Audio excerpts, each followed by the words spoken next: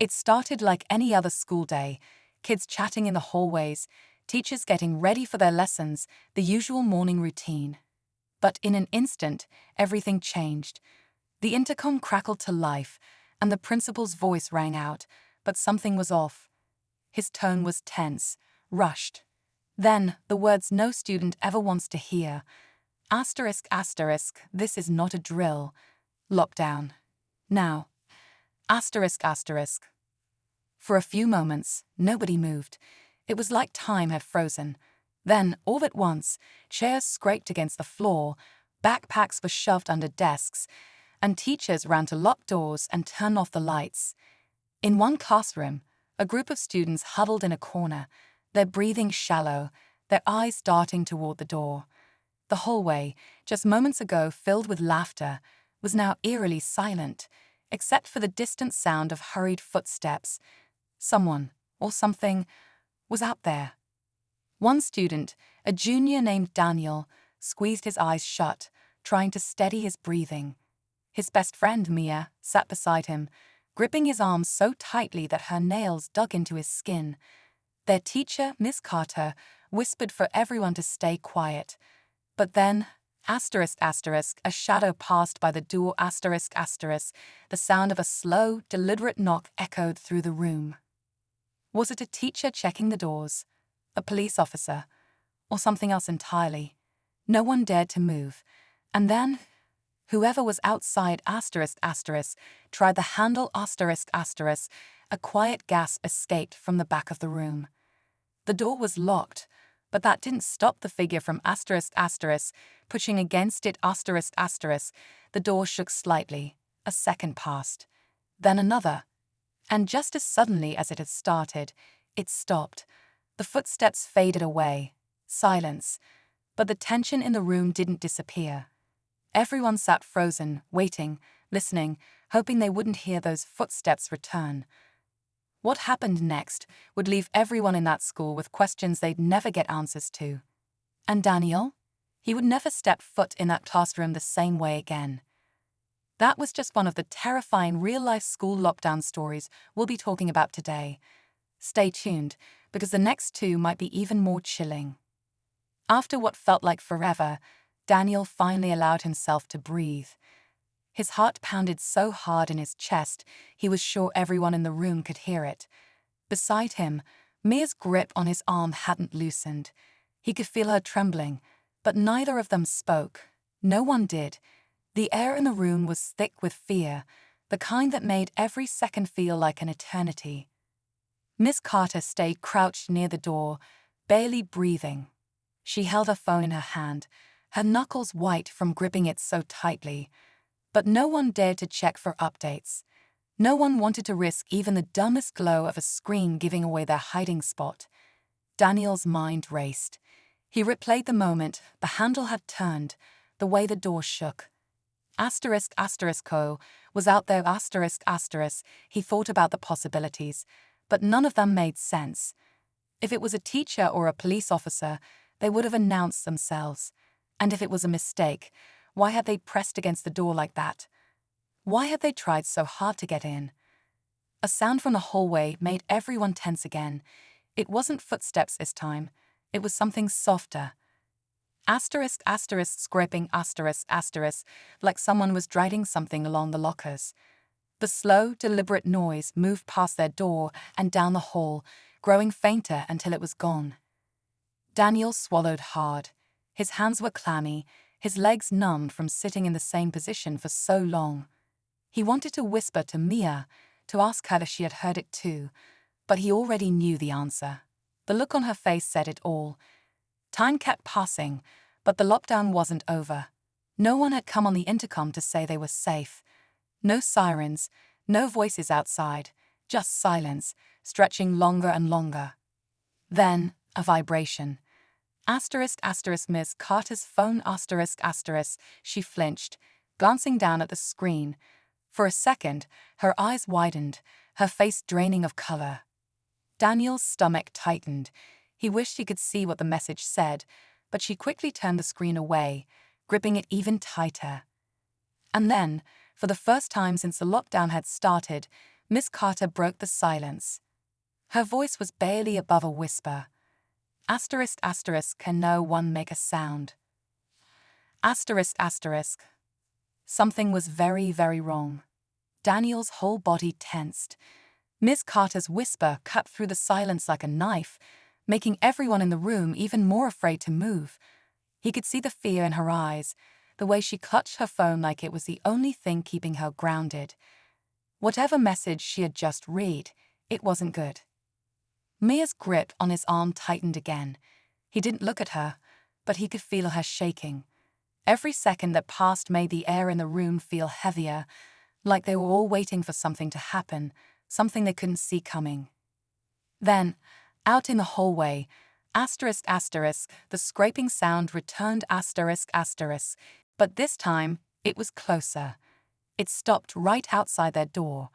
No one breathed. Daniel could hear his own heartbeat in his ears, loud and uneven. His legs felt stiff, his hands ice cold. He wanted to squeeze his eyes shut and pretend this wasn't happening, but he couldn't look away. He stared at the door, waiting for whatever was next. And then, asterisk asterisk, a knock, asterisk asterisk. Slow, deliberate, a pause, then another. Miss Carter raised a shaking finger to her lips, signaling them to stay silent. Another knock, then a voice. Asterisk asterisk, I know you're in there. Asterisk asterisk. Daniel felt his stomach drop. The voice wasn't familiar. It wasn't one of the teachers. It wasn't the principal or a police officer. It was low, quiet, but not in a way that sounded nervous. Whoever was out there, they sounded calm. Too calm. The handle turned again, this time harder. The door rattled in its frame. Mia's breathing picked up, shallow and quick, but she didn't make a sound. Daniel wanted to reach for her, to tell her it would be okay, but he didn't even believe that himself. Miss Carter's phone vibrated again. She looked down, her hands shaking as she read the message. This time, a tear slipped down her cheek. Daniel couldn't take it anymore. He had to know. Slowly, carefully, he shifted just enough to see the screen over her shoulder. The text was short, just 5 words. Asterisk asterisk, he's not supposed to be here. Asterisk asterisk. Daniel's breath caught in his throat. He looked up at Miss Carter, his chest tightening. Whoever was outside, asterisk asterisk, wasn't supposed to be in the building, asterisk asterisk. The room felt even smaller now, the walls closing in around them as the weight of the text settled in. Miss Carter's hands trembled as she gripped her phone, her lips pressed together like she was holding back something she didn't want them to hear. Daniel felt his pulse pounding in his ears. He didn't dare look at Mia, afraid that if he saw the fear on her face, his own would spiral out of control. The handle twisted again, harder this time. The door shook under the force, the old hinges creaking slightly. Whoever was outside, asterisk asterisk, wasn't giving up, asterisk asterisk. The knocks came again, but louder, more forceful. Daniel flinched at each one, his body tensed so tightly he thought his muscles might snap. And then the voice again. Asterisk asterisk, I know you can hear me. Asterisk asterisk. Daniel swallowed hard. The voice was just as calm as before, but now there was something else behind it.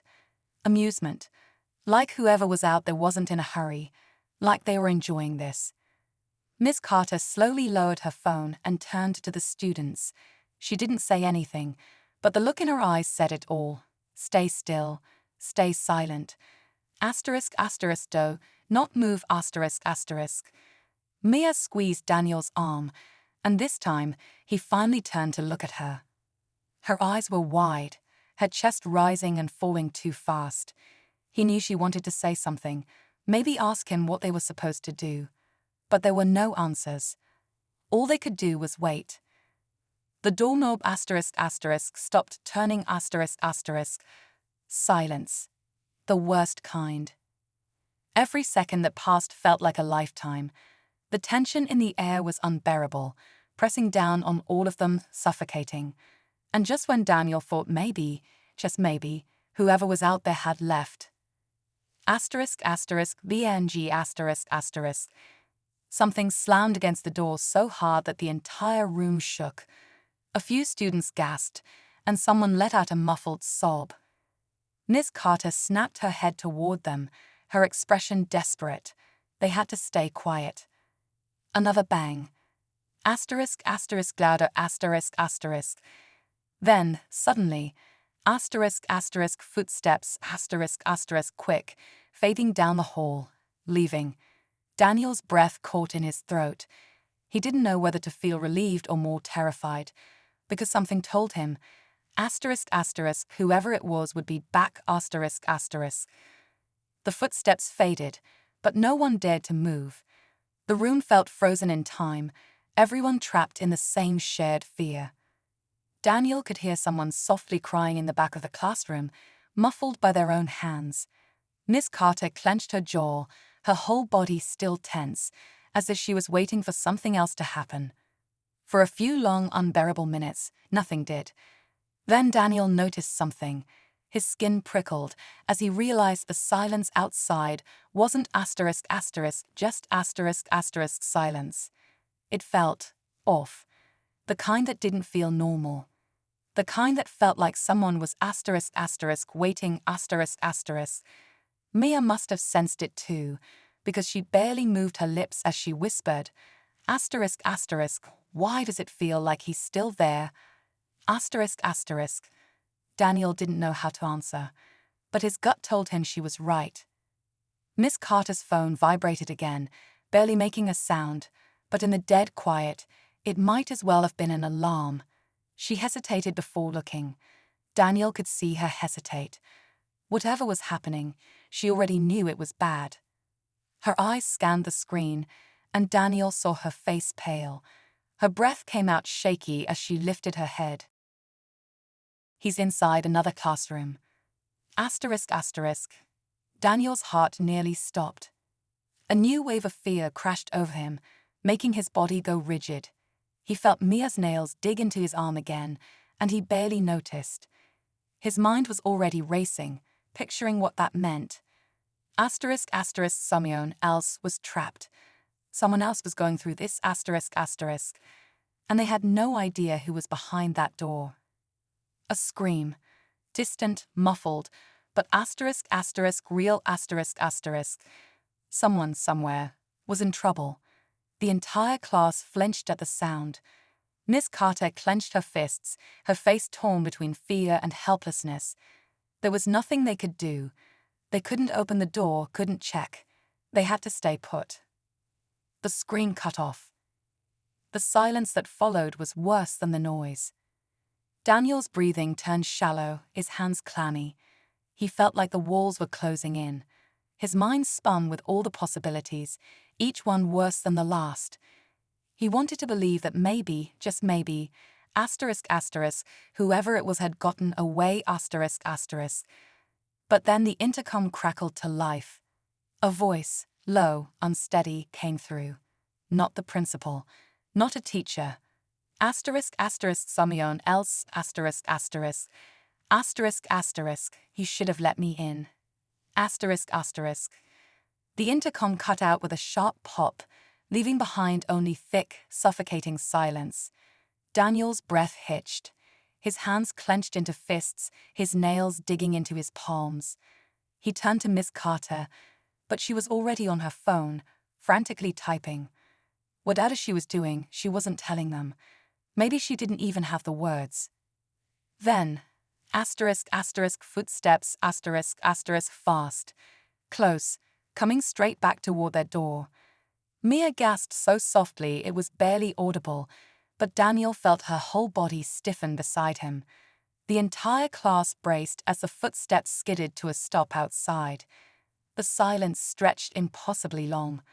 And then asterisk asterisk, a whisper asterisk asterisk. Asterisk asterisk, I know you're in there. Asterisk asterisk. Daniel's chest felt tight.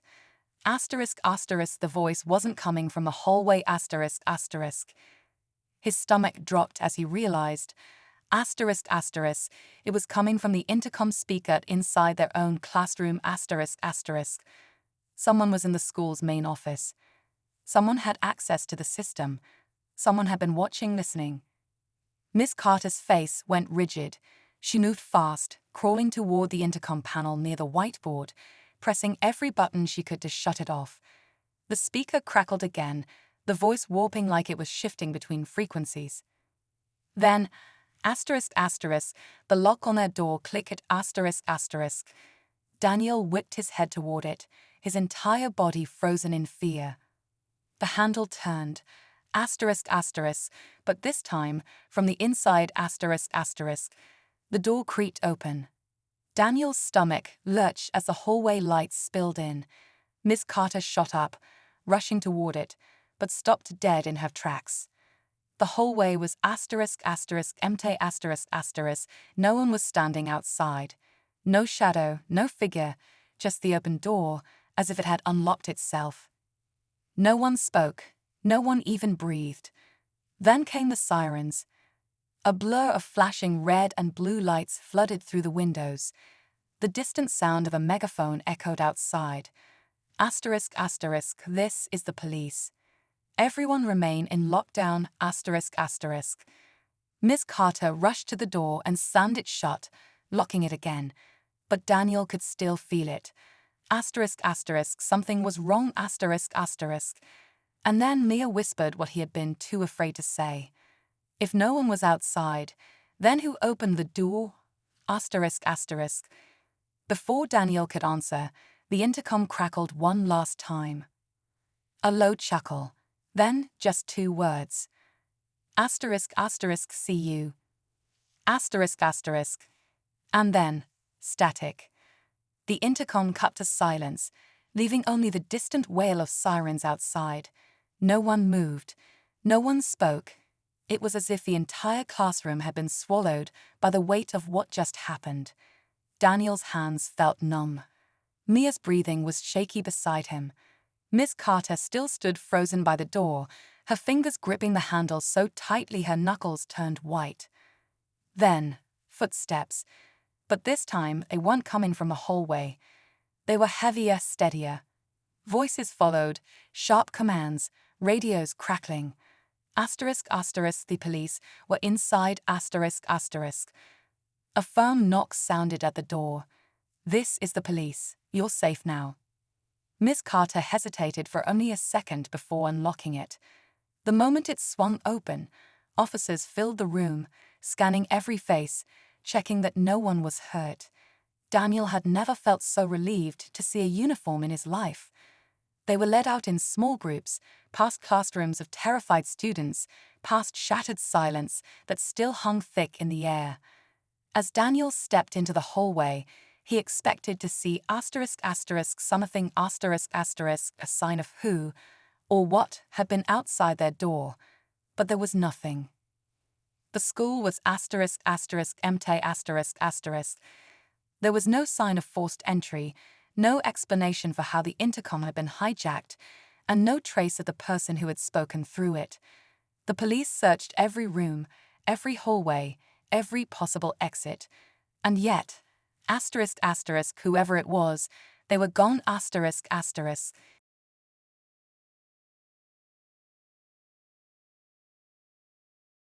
Hours later, after being questioned and released to his parents, Daniel sat in his room replaying everything over and over. The messages, the voice, the door unlocking on its own. None of it made sense. The police had no leads. No cameras had caught anything unusual. As far as anyone was concerned, asterisk asterisk, there was no one there. Asterisk asterisk. But Daniel knew better. He stared at his phone, scrolling through the news. The headline flashed across the screen. Asterisk asterisk, school lockdown remains a mystery. No suspect identified. Asterisk asterisk. A chill ran down his spine.